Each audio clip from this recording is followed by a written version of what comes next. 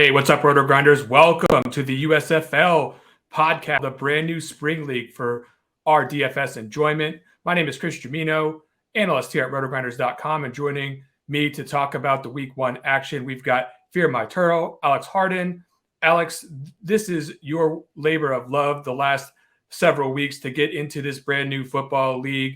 There's going to be a lot of discussion about the rules of the football league and all the different elements that are going to come into play as we try to deal with this new situation. But at risk of repeating information that's going to be spread all across the DFS landscape, I think it's appropriate for us to just sort of acknowledge that there's a lot we don't know right now and get right into the meat and potatoes of building rosters. What do you think about that? Let's go. Yeah, a lot of the weird rules are just window dressing anyway. It's going to be football, bad football, but albeit football for us to play DFS with. So, yep, let's go. So the too long didn't read there is we don't know the depth charts that well. We're going to get some injury and practice status from the USFL as the week goes on. That information is going to be reflected in the projections, which you can find by subscribing to RotoGrinders Premium, getting the combo package. You can use Lineup HQ to build your rosters the way that we are going to today. The spring football leagues are in general a lower quality of football. We don't know how the interplay between the teams is going to be. The totals are probably going to be low. There's probably going to be some struggles. They've only practiced for a couple of weeks. And to say the least, there's a lot of unknowns. But we'll talk about a lot of that as we go through all the elements that we want to talk about when it comes to building lineups, starting with the projections. Alex, give me some of your takes on who the top projected plays are and what level of confidence we can actually have in projections when we don't know so much about this current slate. Yeah, so that's the interesting thing. This will obviously be the week where we have the lowest confidence in the projections themselves. And the guys that we do have somewhat of confidence in maybe appear to be over projected. So it's important to kind of understand the context of that. If we have more confidence, you'll see a higher mean projection. That doesn't mean that they have a higher ceiling necessarily. So we start with someone like Garrett Groshek. He is one of the best value plays that we have in projections. And it's mostly because he's on one of the two teams that have only two running backs. So we have pretty high confidence level that he'll see the field. Actually, what appeared to be their lead back, Davion Smith, was actually cut, and they signed Madre London. So no matter how the split goes, we're confident that Groshek's going to see carries, going to see snaps, going to see some targets. So you see it, we have a high mean projection for him. That doesn't mean that he is likely to be the leading scoring running back on the slate. And I'd venture to say he probably won't be, but he's the safest play for those playing cash games. And I think certainly he'll come in at high ownership because he's only at 6.2, which is a pretty good value and lets you spend up in other areas.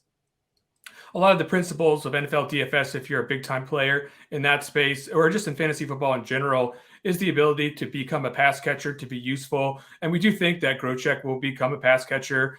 Certainly when he played in the preseason with the Raiders, he wasn't much of a running back in those scenarios. He was more of either a fullback or coming out of the backfield. And we saw that at Wisconsin a little bit, right? Alex, we did see that this guy does have the ability to catch passes. He's not just like a standard, big white guy fullback archetype. He's more of a Juszczyk, if anything.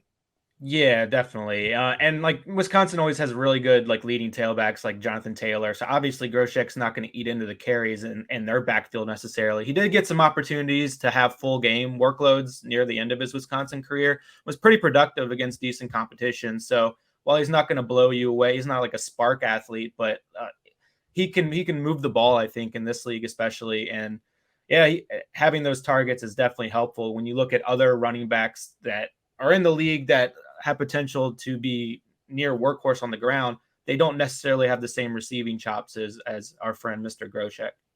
Our friends at playerprofiler.com compare his skills to Dario Ogunbowale. I don't think that's a terrible comp at all based on what I've seen so far. It's not the most Wisconsin running back, by the way. It's not the most obvious comparison when you take a look at, the fact that he can kind of truck stick some people. He's a bigger dude. But, this other guy they got, London, from apparently the European MVP. This guy is not used to playing against very good competition. I wouldn't say that the USFL is destined to be great competition with the amount of preparation that they have coming up in week one. But the one thing to watch out for here in terms of a pivot between Groshek and London is the fact that we don't exactly know what this split is going to be. All signs seem to point to Groshek since he was drafted.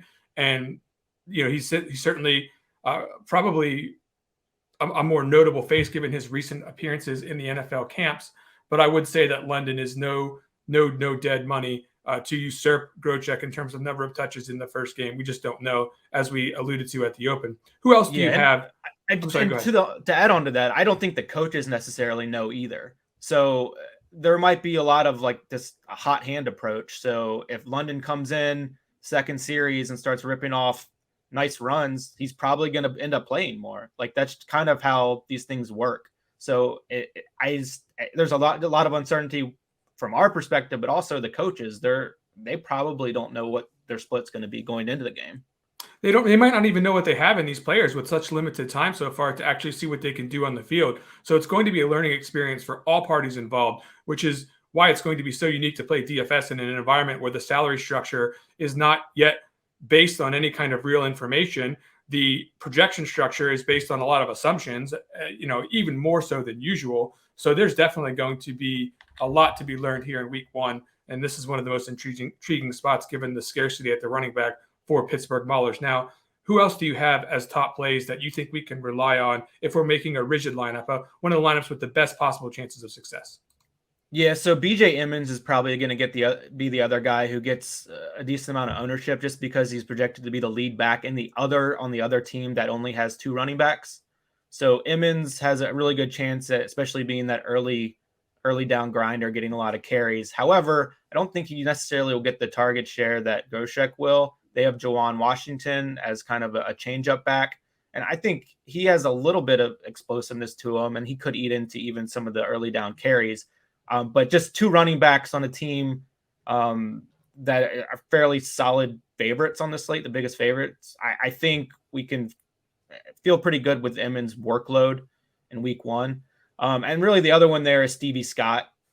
He's not on a team with 2 running backs. However, he's expected to be at least their goal line back for sure, and the favorite for early carries. Obviously, that's the Jeff Fisher team that everyone expects to be more run heavy anyway.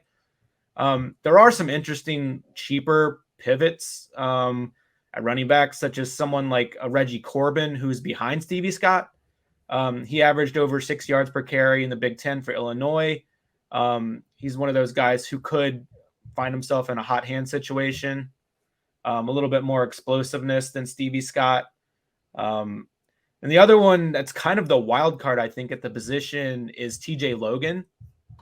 He's reunited with his college coach, Fedora, at New Orleans, and he is only 3.3K. I know from playing some CFL DFS a couple years ago, and I think it has the similar roster structure as USFL. Sometimes it's beneficial just to plug in like a bare minimum running back and pile in the wide receivers. I don't think this is necessarily the most optimal approach for week one, just because there's a lot of pricing inefficiencies to take advantage of. But someone like Logan, if no running back separates from the slate, he doesn't need to do much to keep you in the mix. He's actually played in the league as well, so he's used to playing against much better competition. Athletically speaking, stands head and shoulders above a lot of the guys that right now. These athletic measurables are from some years ago, so we don't know exactly what's left in the tank here for old TJ Logan, but certainly there's some checks, some boxes to check there. I want to add one more name to the list here, just when we're talking about running backs. I just want to talk about Darnell Hardin for a second, because you sent me some highlight clips of this guy, and I started looking into him just a little bit for Philadelphia. It looks pretty intriguing here. It was small school, like just 25 years old, some decent athletic traits, albeit nothing that jumps off the page. You wouldn't expect things to jump off the page in a supplemental league, but there is just a situation here for Holland where he could actually get the job done on a team that looks like it might have its stuff together a little bit more than others if you're just going by cohesiveness. Yeah, definitely. I think his price tag will force people off of him. So I think he will be much lower owned than like Emmons or Scott in a similar price range. I think people are kind of scared off of the 3-man committee there, where they have Paul Terry, who played a lot with their coach Bart Andrus the last few years and actually outcarried Holland in the spring football league in 2001. And then also Matt Coburn, and we saw him catch a touchdown in one of the few USFL preseason clips that was released on Twitter. So I think Holland might get overlooked a bit, and he certainly has the profile to be kind of an upside type guy. So I like that call a lot. let's look at the quarterbacks, because usually we would start at quarterback, or at least revolve our conversations around the quarterback. Tamu is the guy who comes from the XFL, who's played in NFL camps recently, who's got some pedigree at the minimum, to say the least. That's the guy I think people are going to be looking at because he can run. I think that makes all the sense in the world. He's probably going to be the quarterback that I try to lean on the most, but without getting too overextended on anybody. But let's just talk about Tamu for a second. Do you feel that he is the safest quarterback to be playing against Pittsburgh in week number 1? It might be a hot take, but I don't really think he's that safe, because he's projected the highest because of his rushing ability. And it's all going to come down to how he's utilized within this offense. So in the XFL with St. Louis, like, they ran it around his skill set, a lot of RPO, a lot of rushing opportunities. He's not the best pocket quarterback in the league, in my opinion. So I think there's a lot more downside with him than people give credit. However, if you're trying to build an optimal lineup, he's the one quarterback which I think can really separate and bury you. So I think people will be still attracted to building him as a core play. But it might even be a scenario where I haven't built a ton of lineups yet, where I play Tamu and cash and just kind of go underweight in GPP, which is kind of a counterintuitive approach, being that he has a high upside. I don't feel great pairing him with a lot of his wide receivers. So while he is the top projected play, I think there's some fragility and some downside with him for sure. All right, so I hate to use the word cash game on week 1 of the USFL, league we've never seen before, but ultimately they are going to be awarding cash prizes for people who can beat their opponents. So we should talk about it. If you are going to select a quarterback for your cash game, do you have a different quarterback? Do you think suits the mold of likeliest to score a reasonable / winning amount of fantasy points week 1? Yeah, my USFL cash pool for quarterbacks. It's pretty absurd to say, but it's really going to be Tamu, Slaughter, and Brian Scott are the 3 in consideration for me. And ultimately, I'll probably end up just playing Tamu in my main lineup. But I think Slaughter might be the best passer in the league. He's had some pretty good preseason numbers with the Vikings. I like their wide receivers a bit. And then Brian Scott would be more of a price play to get a little bit of savings. And you alluded to the fact that the Stars might be a little bit ahead of everybody else because they're kind of reuniting an old team. However, I haven't seen enough of Brian Scott to be on board with him like everyone else. I even saw some like Brett Favre comparisons in some articles. So it's one of those not so fast, my friend thing on him. So I'm curious to see how he looks in this league in week 1. But I think certainly from a schematic perspective, offensively, I think they might be ahead of everyone else just in terms of installing an offense in 2 or 3 weeks and people being familiar at different positions too. It's not just head coach, quarterback, it's wide receivers and running backs that they're being reignited with as well. So those are really the top 3 for me. Any other quarterbacks stick out to you as being quote unquote safe? No, I think we'll talk about quarterbacks more in the tournament types of discussions. I do think that you've hit the guys that I would assume would be among the safest options. DraftKings is seeing it mostly this way as well. Tamu, of course, because of what he did in XFL, and because there is some belief that there's rushing ability to be had here. And I think that generally fantasy players are coveting that for cash games. Slaughter and Scott don't really have that in spades, although I'm not so sure that they can't get rushing yards, either one of them. But I will say that Slaughter is primarily known for his passing ability, and he was the guy other than Tamu who stood out as somebody I recognized from preseason days that I would be relying on if I was going to pivot from Tamu. But thankfully, I'm not playing any kind of cash games, so I don't have to worry about this. But I would definitely say that Tamu would be the guy, merely because I also think that you're going to see pretty much all your opponents play Tamu, right? Like you're not going to get beat at the quarterback position. I think most players who are going to be consuming content this week are going to probably lean on Tamu in cash games. At the running back position, where would you maybe go first of those guys? Would it be Groshek? I mean, where are you going to start the running back build at the singular running back spot on DraftKings? Yeah, certainly would be Groshek. And it's mostly due to the price difference. It's pretty drastic between him and like Emmons, 2,200. And I like Scott, and I think he's fairly safe, but I have to play one of the guys from the 2 running back teams just because of weird things can happen with Scott. I could easily see him lose workload. So for me, Groshek is the safest, and I think he'll be kind of the de facto cash running back. And I could see him, I don't know, like 30 to 40%, even in large field stuff, which at that point, do you want to play 40, 50% Groshek? I don't know. I'm trying to limit it, to tell you the truth, but I do want to play him. It's just that I'm with you that there's going to be quite a bit of ownership here.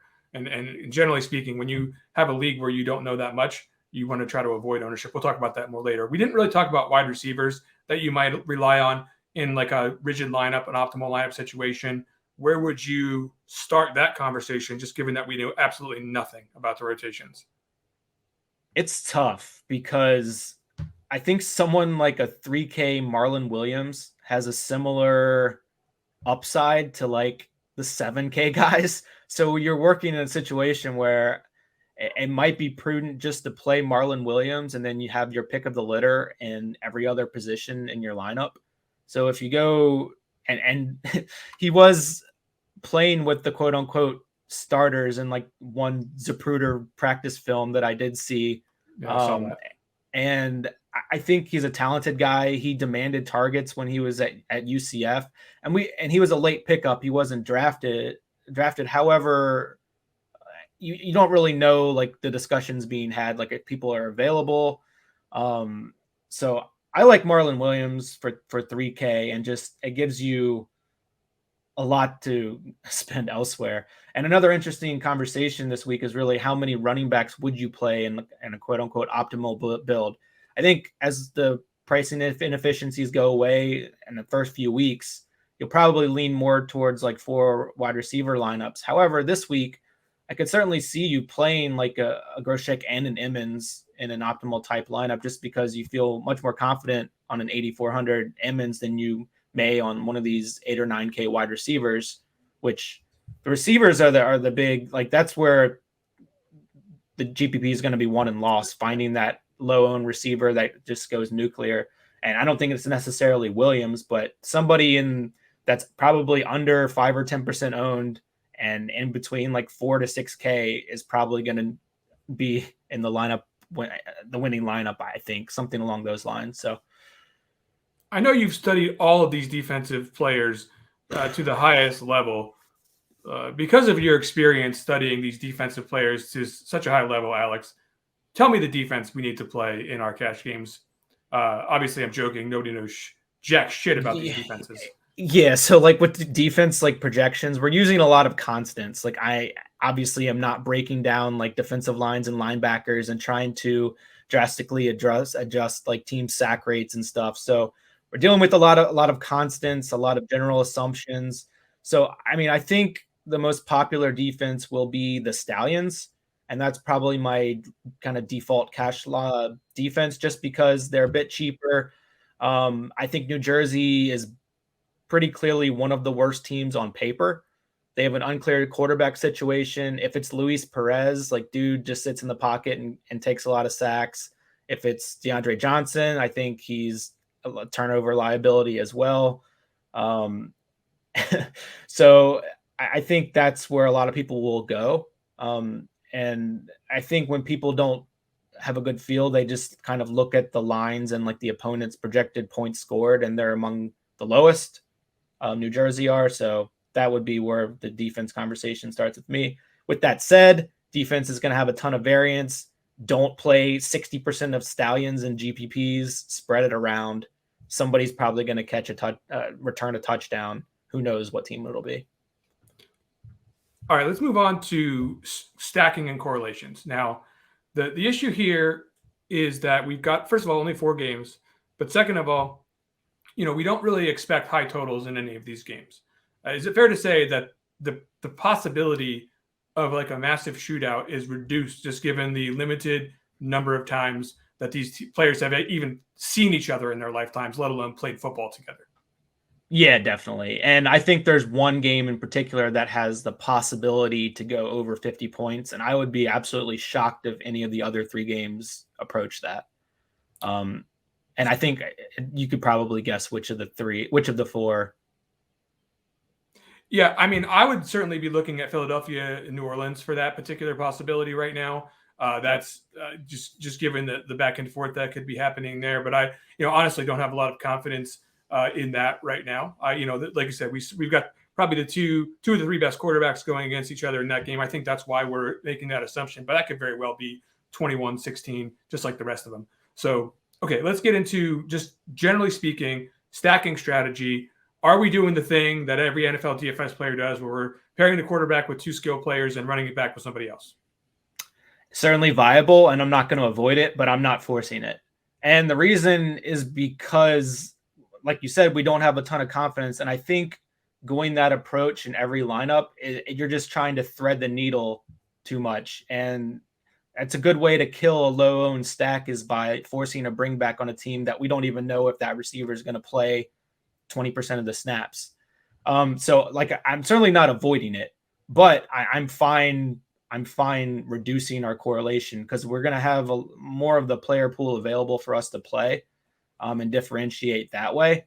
But certainly I'm going to be making groups where it sets me up to have some of those lineups, or you can do like a portion of your run. Like if you're doing a 150, maybe you do a third of your lineups with the two double stack and one on the bring back, and then do another portion without that rule. What do you think? I think I barely know who Sean Poindexter is. And without going through and really doing some of that handcrafting of what my roster construction is on any kind of correlations that I have right now, I just have some basic groups that are telling it to bring back with the opponent. I'm getting like 30% Sean Poindexter. I don't even know who he is. So I'm not so sure that I'm that excited about Sean Poindexter. And if I think my opponents are going to be doing the same thing, and maybe we'll see quite a bit of him coming back from Scott Stacks, maybe I don't necessarily want to run it back at all, or run it back with somebody different than Poindexter. I think that's basically where I'm at too, is that there should be wide diversity across all my builds and roster constructions, and not get settled onto one particular strategy. And I do think that more so than even usual in football DFS, not stacking or limited stacking, skinny stacking is going to be very viable this week. Yeah. And it's also interesting that a lot of these coaches have proven at various levels that they don't go pass heavy when trailing. Like, just looking at the run pass rates of some of these coaches, like they remain pretty run heavy even on terrible teams where they're always trailing. So I don't necessarily think that even if one team pulls ahead, it'll necessarily change the offensive approach of some teams drastically. They might be a situation. I think some coaches are more likely just to kind of punt week one and just run, just get out of there and like avoid embarrassment. That's how some of these coaches think, especially in this league. I don't think it's not a lot of young up and comers that have new ideas. It's a lot of retreads. You have Eric Marty and his double tight end gun offense. Like, I don't know. What are the odds that you see the Michigan Panthers throw a double forward pass? Jeff Fisher executing the double forward pass. Go. What are the odds? 0%.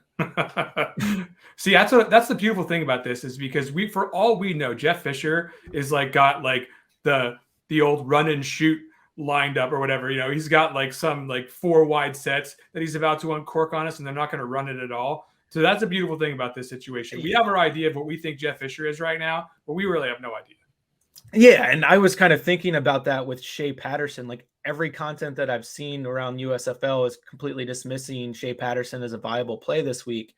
And it could be a situation where like he comes in at like he's the highest priced quarterback in a league we know nothing. He's one of probably the more talented quarterbacks in this league, and that kind of says something about the league's level, but I think he kind of is. He could come out and throw 2 touchdowns and run one in and be the leading scorer in the slate at 5%. Like, we don't know that he's going to be bad or they're going to just run the ball every down. Like, I just say embrace the volatility here, especially in large field stuff. And you'll see we also have Paxton Lynch with a little projection. Fisher's already alluded to using Lynch like Josh Allen in the running game as well. So good luck with that. But Lynch probably will see some snaps, and there might be several teams where they see snaps from multiple quarterbacks. We just don't really know at this point. Let's talk about Tamu and tournaments and stacking really quickly. So you're probably going to see a lot of ownership on Derek Willis, right? I mean, I've seen plenty of chatter on him right now, and I think that that's appropriate given what we learned about the draft. Eli Rogers no longer going to be with the team, but I have big questions here about Derek Willis. He retired from the NFL before last training camp with a knee issue. Now, I'm not saying that this guy hasn't had a year to recover here or plenty of time to recover, and he might be just fine. But don't you think it's a little bit excessive to say that the guy's going from not I'm on injured reserve, I'm retired from the NFL, and now all of a sudden we're expecting him to be the chalk in week 1? Yeah, he was just playing the long game. He can't win USFL Comeback Player of the Year in year 1 without retiring first. So I think he's just ahead of us. But to your point, it is kind of a red flag when a guy just quits football and then like a year later comes back in this type of league and he's supposed to be like their go-to player. Now this is Todd Haley's team, right? Yeah, I believe so. I think they did spend some time together in Cleveland. I apologize for not being brushed up on that to the top extent right now, but to say the least, there's a lot of assumptions being made here about Willis and his role in the offense and his ability to play football. Certainly, if you looked at his athleticism, he is one of the more talented prospects, so to speak, that you would see in a league like this. But I just have some concerns that if you go to make your stack in tournaments with Derek Willis, that you're going to be putting yourself in a pretty tough spot because there's going to be a lot of ownership on it. Yeah, and I think this is one of the teams that I think has the best chance at being like a 5 or 6 man rotation, like split rotation at wide receiver. So that makes it even more challenging. And then like you have like Rashard Davis priced at $8K randomly out of the slot. Like it could be a situation where like they just pepper the slot and he gets a ton of work. And he might be a bit under-owned because he's so expensive. But yeah, I mean, I guess you're trying to say that Willis is giving you the Willies. So oh yeah, probably. Oh boy, they just canceled the show. Sorry, folks, we are going to have to log off now. I would say, look, just to me, if you're going to stack Tampa Bay here, I think there is some merit to looking at Derek Dillon at 5.1. The projection seems, I mean, if you have some confidence here more so than with a lot of these other guys here on Derek Dillon. And to me, I don't see the difference between Derek Willis and Derek Dillon, just given what we know and factoring in that, I don't know, I'm just not 100% confident in where we are here with Willis.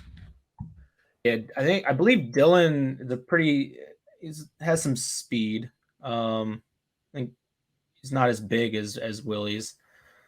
Yeah, definitely not AJ Dillon. No, definitely not. Okay, but so we're building stacks. If let's say we put Dillon in here with Tamu. If you are going to run it back on Pittsburgh, do you have a preference on where you might go amongst these guys? It's another tough team. Like, I like Braden Mack a little bit. He was always fairly productive at Temple.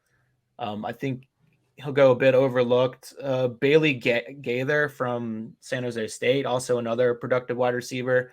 I'm more likely to play one of those two than go up to 9K for Jeff Thomas. Seems to me just quite a bit overpriced. Was a big recruit to Miami, never really panned out, was never super productive. I think he got kicked off the team, didn't he? That sounds familiar. Yeah. Yeah. So he's back in playing football again. Necessarily, I'm not excited about it, but like you said, they've priced him the highest on DraftKings. Who knows if that's going to turn out to be accurate? Maybe they have some information we don't. Probably doubtful. So go ahead and trust Alex on these guys that are cheaper if you're going to run back here with Tampa Bay. Any other stacks that are standing out to you as possibly, a little bit more off the radar than we would see on some of our standard builds? Let's see. I think like Magoo, Marlon Williams is an interesting stack to me, just because I think Magoo will get overlooked quite a bit. His projection's not bad. I think it just sets you up to be a little bit different. And then, like, if you're looking on like the New Jersey side coming back, you could. This team's tough too. Yeah. They have it's kind of messy. So I definitely don't think you need to force anything. But it's one of those things where you start off on the first game Saturday with the quarterback wide receiver slate, and it tells you pretty early how you're looking with that lineup. So if Magoo and Marlon Williams connect for a touchdown, have both good games, you can kind of chalkify that lineup and be in pretty good shape heading into Sunday. If they flame out, you just get weird and kind of aim for a min cash or something on that potentially dead lineup. So that's another interesting strategy point with this, is that like we have gaps between every game, so you can like re-optimize your lineup based on how they're doing. I don't think a lot of people will be doing that, and it's certainly an edge that can be gained here if you're kind of looking through your lineups and kind of taking that approach. 3 reasons why I like Magoo for tournaments here in week number 1. Number 1 is that I have heard quite a bit of chatter about how he's not good at playing football quarterback. And I think that that's almost for sure true if you apply his skills to the National Football League and even in the National Football League preseason. But we don't know exactly how bad he will be here in the USFL. I do think that they may utilize him as a runner and design runs like option type plays, which we did see them practicing. I'm not sure that means anything, but it is certainly within the range of outcomes for him. And then, so just for fantasy purposes, he might not be that bad. Number 2, you mentioned New Jersey might not be that good, and they are experiencing some injuries on the offensive side. Mike Weber was limited in practice. We saw Darius Shepard, looks like he was limited in practice. We don't know their health status. And certainly, there is some reason to believe that there could maybe actually be some offense here on the Birmingham side, but I don't think a lot of people are covering as a likelihood. And then finally, I do like the idea that Mike Weber is injured, and I can bring back stacks with Darius Victor, the top player in all of the USFL, by my obviously truthful opinion. I knew that was going somewhere, and yes, it led you to the promised land, Darius Victor. Darius Victor played in USFL, just real quick. Just say my piece here. The guy's untackleable, basically, like by these undersized, under practiced defenders in these minor league football leagues. We did see that there was really no blocking to be had in the XFL for Victor, and he was still just running. Like the first tackler never brought him down, and he's able to catch passes out of the backfield. So if Mike Weber is unavailable to play for some reason or more limited in his role than is expected, Victor could be a very, very low owned player at a very cheap price tag who could get some very cheap fantasy points for your roster and allow you to pay up elsewhere. Let's get on to talking about differentiation, since I just led off there with Darius Victor as a pivot from Mike Weber. Who do you like as low-owned options that you could potentially differentiate with your week 1? At wide receiver, I do like Brennan Eagles quite a bit. I think people will be focused on Jordan Sewell and Devin Gray just because of the continuity factor with Brian Scott. But I like the upside of Brennan Eagles, and he's cheap, and I think he'll get kind of lost in the mix. I think he's at 4,400. I view him as pretty much a boomer bust. He's not going to be a guy that's going to run clean routes and get you like 3 for 30 or anything like that. He's going to be a guy who will airball, or maybe he'll catch 2 passes for like 80 yards and a touchdown. So that's the kind of guy I like to embrace this week, especially when I think his wide receiver buddies on his team will be a bit over-owned. Just 22 years old, had no chance in Dallas in the preseason. There was way too many wide receivers in that spot for him to even see practice time in preseason camp, let alone for him to actually have a chance to make any kind of a team. Don't think he really had that much of a chance to make the league anyway, but just because of his physical size, I totally agree with this. And any other low-owned guys, I mean, let's talk about pivots, right? So we have our idea of who the top guys are at different positions. I mentioned my horrible take about Darius Victor, not even mentioning that Trey Williams is still there and probably going to get the looks before him. But who do you like that's an actually good play here as a pivot from a guy who we think is going to be the top guy, but won't actually end up getting there? Yeah, so there's a lot of these situations where like you just kind of have to look at the depth chart and like on New Orleans, I could see a situation where Taywan Taylor outscores and outsnaps Johnny Dixon or something like that. We don't know. So differentiation is kind of looking at the guy who would get the playing time over the more higher projected guy in his spot, obviously like Poindexter and Jonathan Adams. I love Jonathan Adams in college at Arkansas State. He was pretty dominant in the Sun Belt. I think he has some athleticism, some size, definitely some touchdown upside. He came highly recommended through like their coaches' buddies who coached him in college. So someone like Adams, I would play him in a lineup that didn't have Poindexter. So we're talking like a 5K difference in price. And potentially Adams could outscore him. It's not crazy to say that. So that's where I'm going to try to focus a lot of my rules to avoid playing guys together that would be negatively correlated, in my belief, like Poindexter and Adams. Like if you're taking a shot on someone lower in the depth chart, probably want to avoid who you think is ahead of him in the depth chart in that same lineup.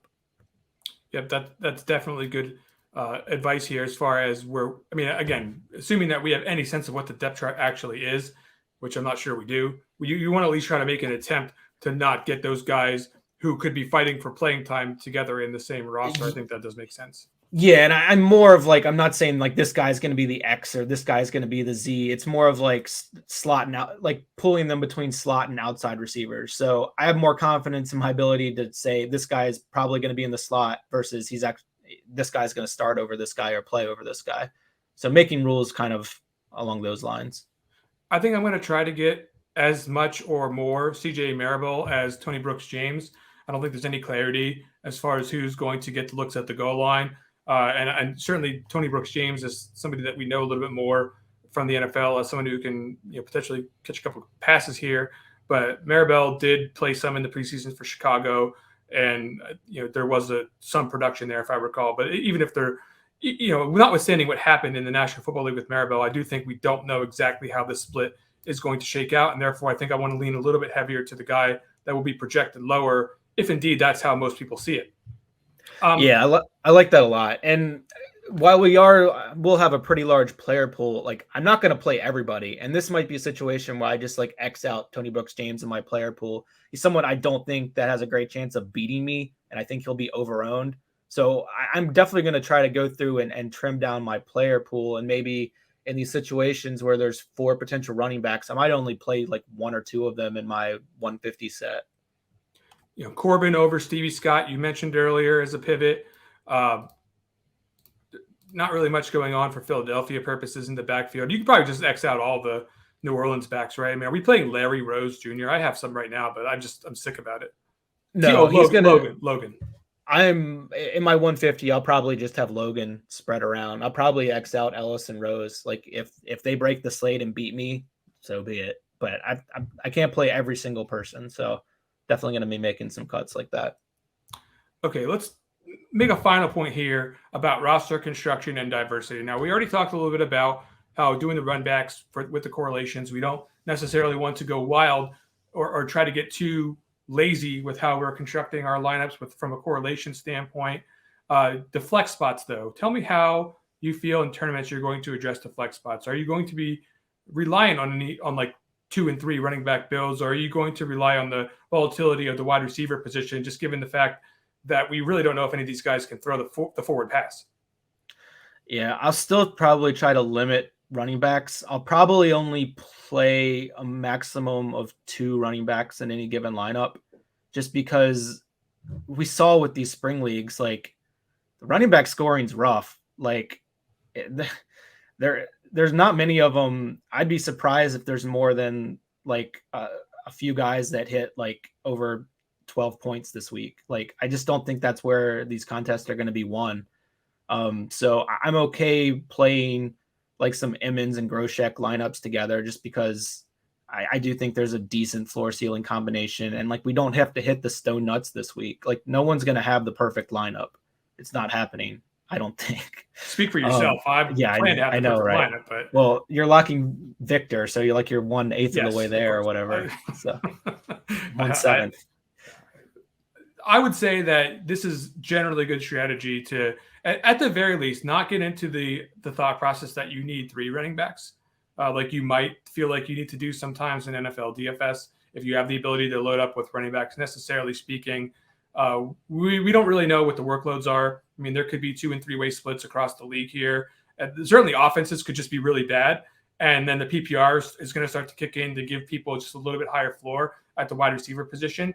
I will say that you diversity amongst your roster constructions is also probably wise, and not just getting locked into any one strategy and how to load up these flex positions.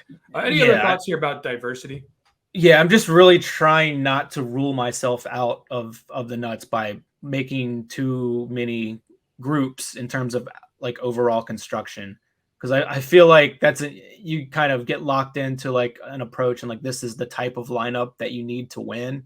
Where in this kind of slate with so much uncertainty, I'm more likely to try to keep it open in places and get some kind of weird and counterintuitive options and lineups in my pool. So just not going overboard and into forcing stuff. And like I'll probably even have some Tamu lineups without a wide receiver in tournaments. He's might be the only guy that I would do that, but I'm gonna try to avoid making like super hard fast rules and focus more on my player pool. It's not to say I'm not gonna correlate to an extent, but try not to go overboard with that. Yeah, I think maybe there's some thoughts to DeAndre Johnson without a stack. If in fact he's the starting quarterback, we're seeing mixed reports of who the actual starter is here in New Jersey. Yeah, RJ Young, who's been following the league and doing like coach interview series, he posted something on the USFL site yesterday, late last night, that he projected DeAndre Johnson as the starter. I'm not sure if he has sources or inside news, but he's certainly closer to the league than I am. So I'm leaning more and more, and projections have shifted that way, that DeAndre Johnson will start. But we'll be monitoring that. In addition to the practice reports, I think that the one we get for after Thursday practice will be key in making projection adjustments on Friday. Then you'll probably start seeing some tags and stuff late Friday night once we kind of have that information. Yeah, but just in terms of overall diversity of rosters, what can you see as like the highest owned player that you'll have percentage wise across 150 rosters? Like if you had to put a number right now, we know we're not finalizing anything yet. Don't come at us if we got more percentage in the Fantasy Labs roster tracker than what Alex is going to have here. But just give me an example. What is the percentage that you think you're going to have in terms of the highest percentage player played? I couldn't imagine having more than 50% of any one player in my pool this week. And I think it's a mistake for someone coming in just saying like, I want to get over the field on a good play like Groshek. He's projected at 40. I want to play him at 80, so I'm twice the field. I don't think that is a great approach with this type of slate. I'm definitely going to go lower than that. Like, I mean, I'm right now it's like 40. If I can get it down to 35, I'll get it down to 35. But I don't really want anything to do with a condensed, currently winnings tab. I want to have those dots spread across the entire thing. I don't really want to have one particular set of roster builds, coming up as like a condensed set of my line. I feel like I failed if I did it, to be honest, because that is expressive of confidence in situations. That's expressive of knowing who the best values are. And as I alluded to earlier, the salary structure, we don't know if that's based on accurate information. The projections, we certainly don't know if they're based on totally accurate information. And we're really just doing a lot of guesswork here. So I do encourage high diversity for week 1. Any parting shots here, Alex? No, it should be fun. We'll be here weekly. I think more each week it'll be a different discussion in the first few weeks, and as we get more and more information, obviously our confidence level will change. But this is a pretty unique slate, so I would say take advantage of it. It's a big contest, big top prize. Let's get weird. And definitely don't play Darius Victor. I mean, I'm full of it. I do like the guy, but let's wait and see if he actually plays on the football field first. Folks, that is going to do it for week 1 in the USFL podcast. Thank you very much for joining us for RotoGrinders.com. I'm Chris Gimino. He's Alex Hardin. We'll be back again very soon for more USFL action.